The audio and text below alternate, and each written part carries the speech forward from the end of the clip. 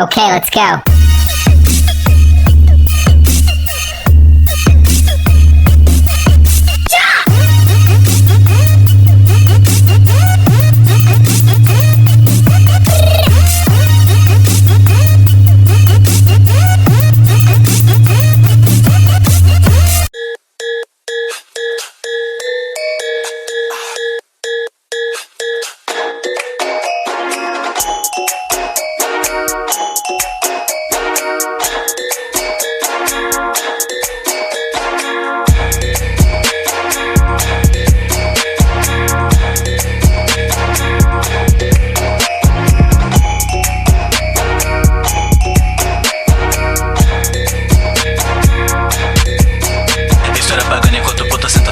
Fugir da polícia pra quebrada meio toque. Cuidado na pista, mas é só de veio side. Vou furar teu jaco da vilone com a pate. Soluço que peita com a porra de uma chapa mirada na tua cara. Faz uma carnificina, bitch, só não me incomoda que eu ando meio brabo com o dedo no gatilho. Mano, vou fuder tua vida, é que eu mando troco bala meio, passo meio fast. Olha só no morro de lado no skyline. Roda ativante, um body que te foda. Se quiser te mando cola, guarde rei o block. Eu tô no rally ouvindo rock de Ken Block. Pode ir se ludo no feito, para no POC. Hater enjoado, bonde passa, manda coça. Olha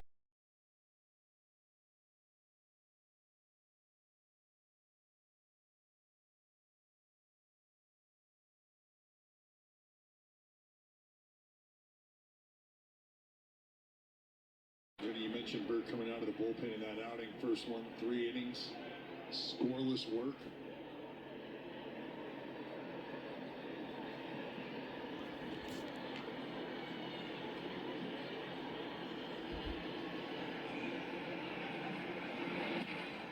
This one has a chance, but it's going to be Ramos getting over there, catching the slow roller and sent Brown out at first. JJ Bleday with a double, left at second. Time for JP Sears to hit the bump. Sales that matter are green, real dough, not that fresh baked stuff. Who's good bread? Get that away from my money. Fresh baked bread. Today, the former Houston Astros starting as the leadoff hitter, followed by Luis Robert Jr. Andrew Benintendi trying to keep him in the park this afternoon. Andrew Vaughn, then it's Gavin Sheets, Brian Ramos, Sosa Lee, and Amaya. Southpaw JP Sears on the mound for the green and gold 30th start of the season, Jenny, and that has been something we've been very used to with JP Sears, taking the baseball every 5th day. Jenny, you highlighted the success that JP Sears has had away from the Coliseum here over his last 4 or 5 starts. He has been very dominant. Schultz pops this up left side. It's going to get out of play.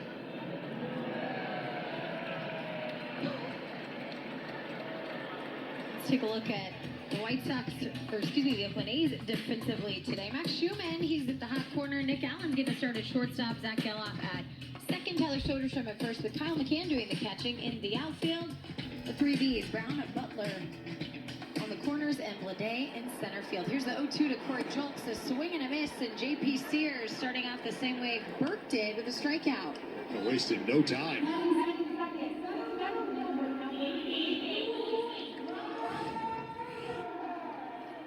To the fastball up top. Julks just cannot get to it. Told you, 30 starts, back-to-back seasons. Second ace pitcher in the last 11 years to make 30 starts, back-to-back seasons. Swerving Cole Irvin, the other fella, another left-hander. You like to live life in the left lane, don't you? I sure do. Fast and furious. Quarter mile at a time. There's Luis Robert Jr. with the 0-1 count. 3-hit day for Luis Robert Jr. In fact, all 3 hitters at the top of the White Sox order collected 3. Yesterday, that was Nicky Lopez, Robert Jr., and Andrew Benintendi.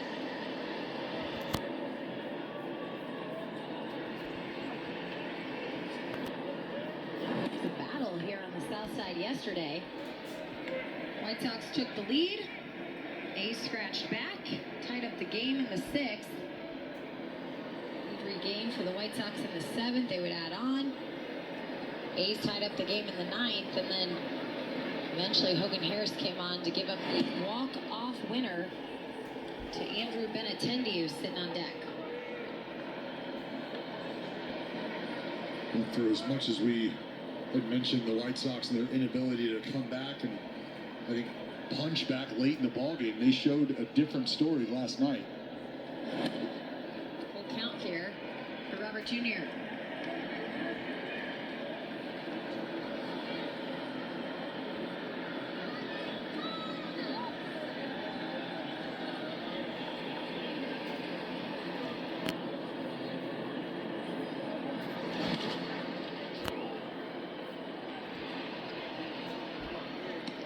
Around with Robert Jr. He's been heating up over his last 6 games. 360 is the batting average over that time. Collected 9 hits, and we've seen that in this series. The 3 hits yesterday. He also added 1 in game 1.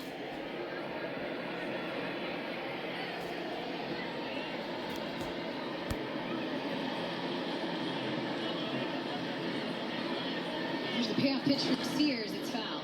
Well, Jenny, I think when teams started to come calling, knocking on the door around the trade deadline, obviously a name that was at the top of the list, top of a lot of teams' wish list when it comes to trying to identify guys that you could plug in and help, but maybe asking price a little too high. Work a full count walk, and with 1 out, that'll bring up Andrew Benintendi, the hero of the evening. Looking for a big swing, just looking for something positive late in the ball game. And Benintendi would deliver. Home run just off the foul pole.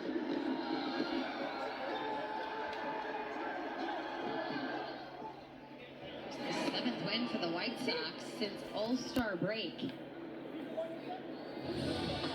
Time now for StatCast, powered by Google Cloud, the anatomy of a long ball. About 96 miles an hour off the bat, 366 feet, and 3 left turns later, the game was over.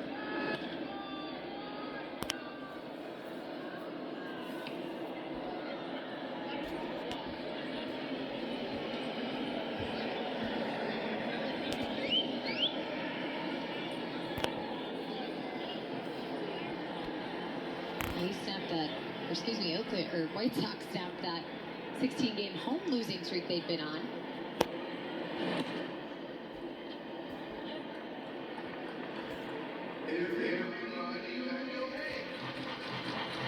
Well, just maybe too little too late for Chris Flexen, but a guy who is also having a little tough luck when it comes to decisions. Not getting a lot of them. They might have Luis Robert Jr. picked up, but the ball gets passed into the outfield, and now it's 2 bags for Robert Jr.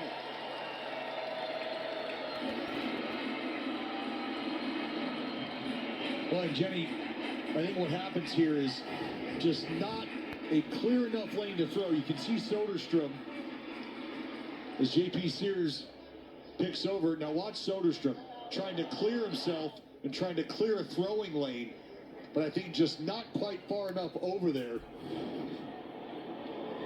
And because of that, that ball ends up bouncing off of Luis Robert, and he goes over to third base. There goes stolen base E3 for those scoring at home.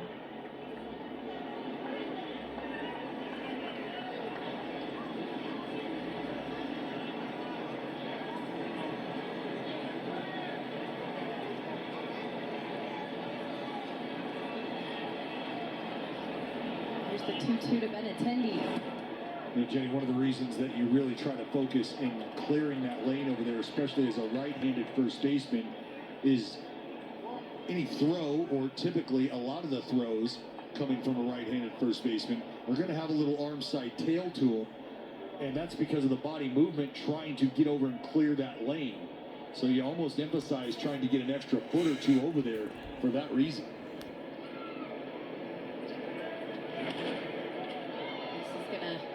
Head out of play as well. Right now, JP Sears hunting the punch out. He does not want Benintendi putting this ball in play, it looks like. You can understand why. He's trying to stay away from an early score.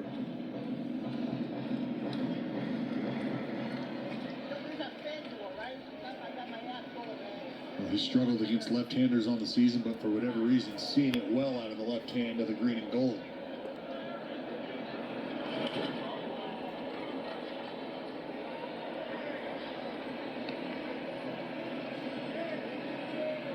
Another deep count here for J.P. Sears.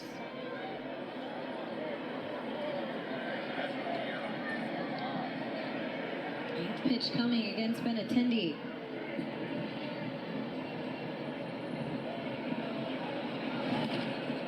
Slow roller on the ground. They'll keep the runner at third and Robert Jr. and Geloff over to Soderstrom for the second out.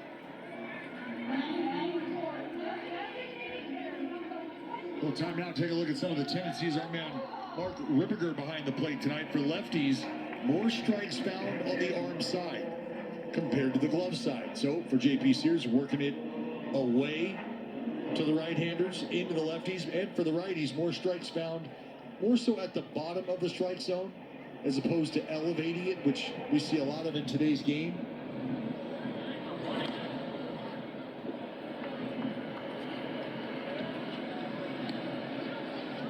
Vaughn wearing number 21 today.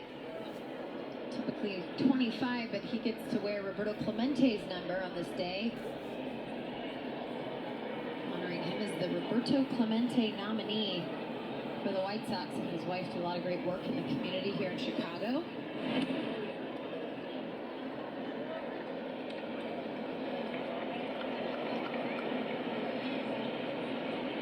Can you imagine the chills you get putting that jersey on today? Well, it's just a completely different vibe. I think you start to learn the history and the lineage of Roberto Clemente. And you can really start to feel the gravity of what it means, not only to be in the big leagues and celebrating a day like this, but just adding layers to it. Being a nominee, wearing the number.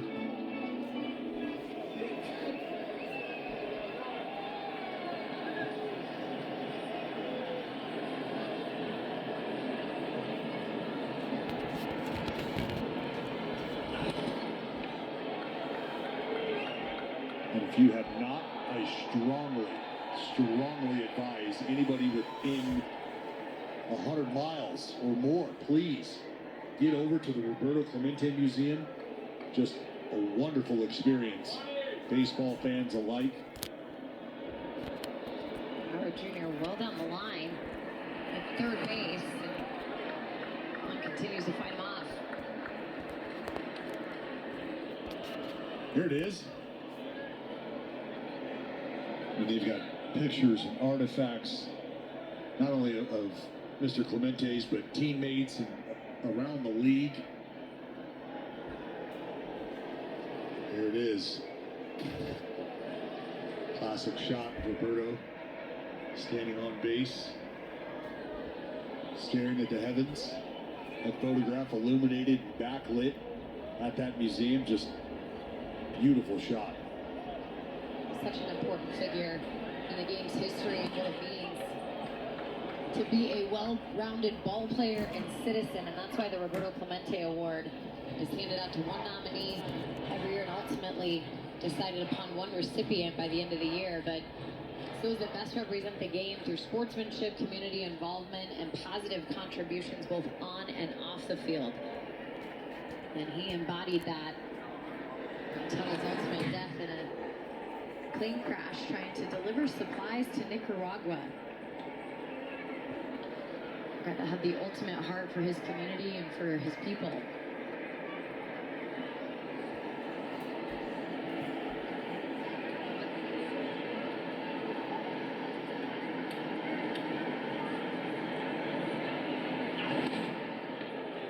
This is turning into a long battle. Yes, it is. Well, Jenny, 13 foul balls already from the White Sox. Look at Mark Kotsay and Darren Bush. Scott Emerson off to the left. Watching on as J.P. Sears already has 27 pitches. This one in play, right field, charging back. It'll be 3 A's, and it lands. 1-0 White Sox, says Luis Trevor Jr. almost touched on play before the ball landed. And I think that at bat right there should probably play on loop in the White Sox clubhouse for the remainder of the season. Down but not out. What the White Sox are trying to do as a group, and that's stay in the fight, stay in the battle, don't give in. At times it's not going to be pretty, but if you can give yourself a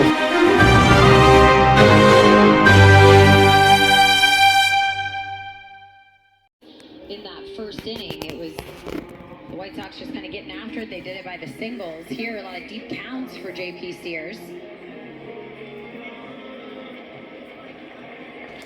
Love to get a quick out in this Gavin Sheets plate appearance.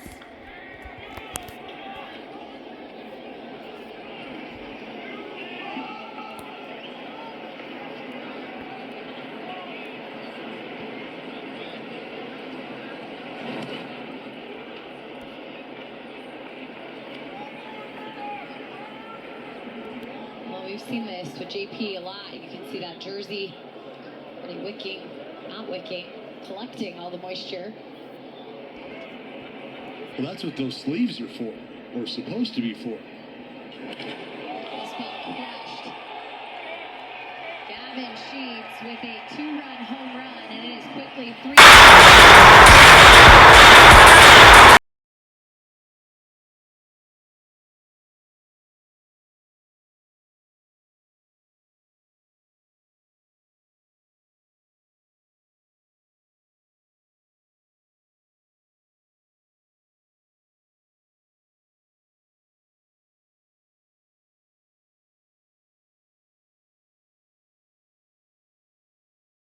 Out to JJ Blade. Start left, maybe 2. And for him to still feel the way he does about this, I think it sends a great message. We're not done. I know it's September and we're rounding third in the season, but you want to finish strong. You have expectations. 1-2 here to Zach Geloff. Dallas, you just saw his splits. I'll bring this up as the game went on, and we'll do that. Fly ball out towards right field. A catch from Corey Joltz one out. But those numbers alarming. I mean, J.P. Sears has had more daytime starts than anyone, but the ERA is almost 2.5 more. Is there something to that? Well, I think there can be. You know, Jenny, it felt like my rookie year made every outing, every start was during the day. You were the only one that wasn't a vampire on the team. But there's times where it just feels like, you know, maybe there's something to not quite being able to get the body ready, whatever it may be.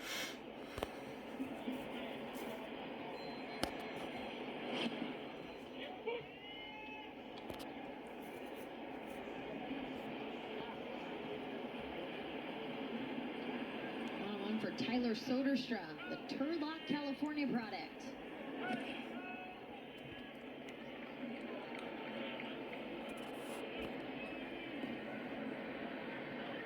Activated yesterday. Put the ball in play in all 5 at bats, but 0 for 5. A couple fielders' choices.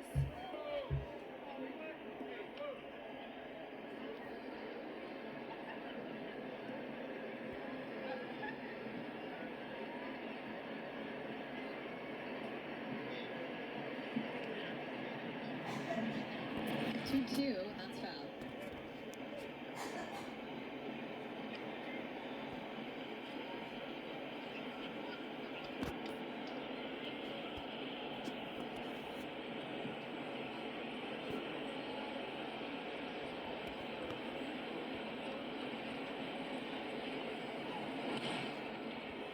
Up left side, and Ramos with the shades looks right into the sun to make the catch. 2 gone, and that'll bring up Zach Schumann.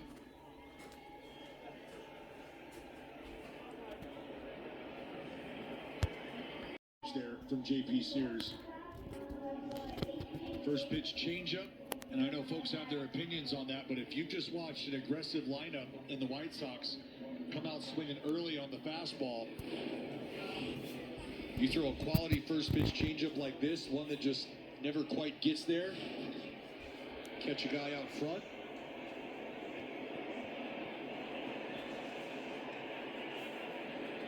The 9-hole hitter in Jacob Amaya. Called strike.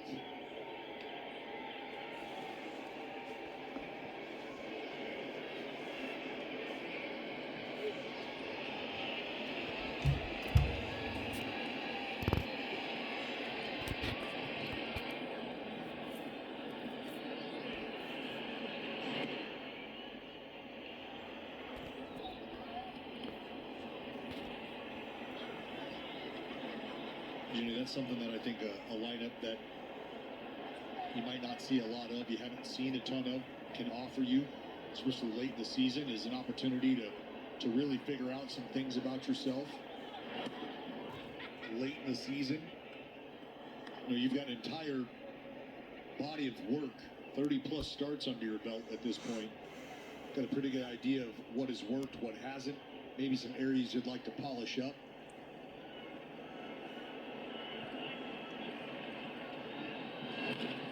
Here's a ground ball, an opportunity to roll one up, but Schumann to second will just get the fielder's choice. A little too slow. Trying to turn to the lead runner out and back to the top of the order. That wise decision by Max Schumann, just nice and easy, come get it. Zach Geloff turns into a first baseman over there at second. Make sure of one out. Last thing you want to do is, in an effort to try to get two, end up hurrying a throw. Maybe it goes into right field. Maybe Geloff ends up sailing one over the rail into the dugout.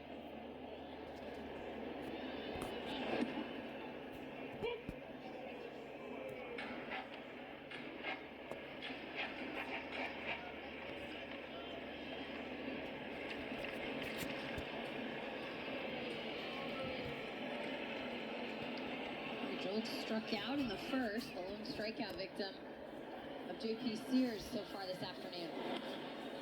Pops up, and Geloff will make the catch. It was going to be runner's interference anyways. Out of the inning after a lead-off single to the top of the third in the A's bats.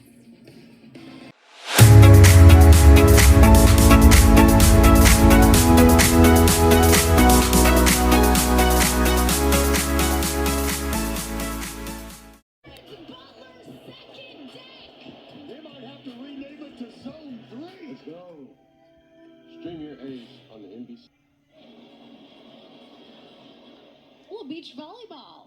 Not a bad day for it here in Chicago. Top of the third, 3-0 White Sox as the Oakland A's back up. Kyle McCann, Nick Allen, Lawrence Butler duo. Still a miss from McCann.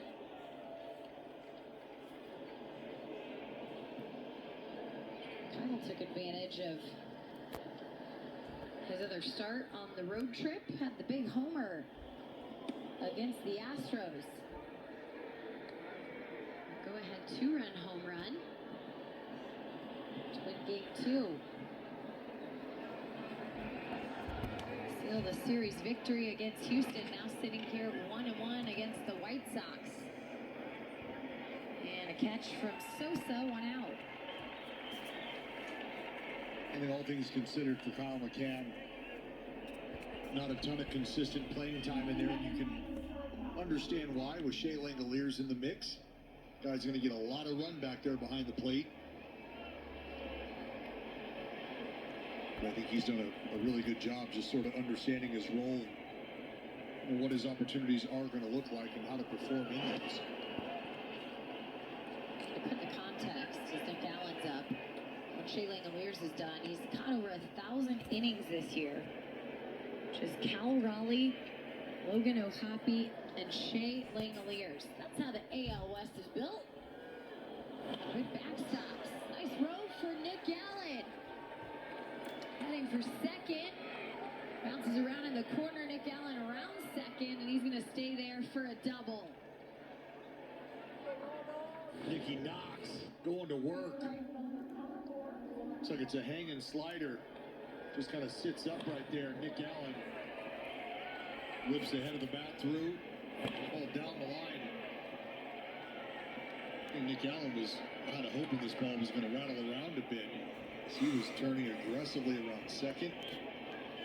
Let's see if the A's can't put one on the board here. A perfect guy to do it in Lawrence Butler. That ball off the glove of Burke, but he kicks it right to Sosa. It's going to be the 1-4-3. Advances Nick Allen over to third.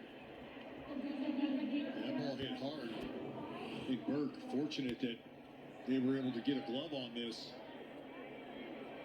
And Amaya, with a quick first step to his left, may have had a shot at it. It was going to be a great play if so. Double was the first extra base hit for Nick Allen since April 25th when he had a home run. Now time for Brent Rooker. Well, you know that feels good. Your first extra base knock since the beginning of the season. Absolutely.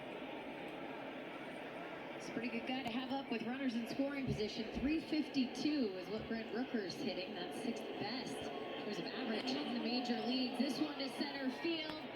And it's going to possibly die at the warning track into the glove of Luis Robert Jr. as it does. Brent Rooker gave it a ride, but that'll end the inning and the threat. Nick Allen left at third.